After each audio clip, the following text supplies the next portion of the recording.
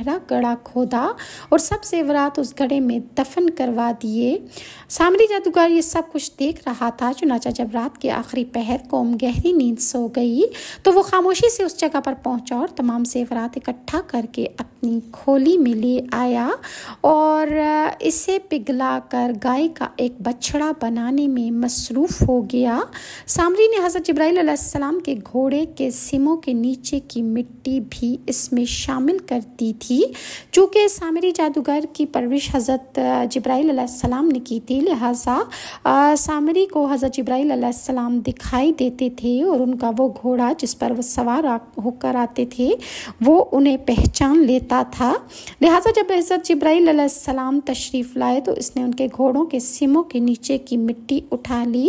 ये मिट्टी इसने चुपके से उस वक्त ली थी जब हज़रत जिब्राइल अलैहिस्सलाम ने बनी इसराइल को दरिया पार करवा रहे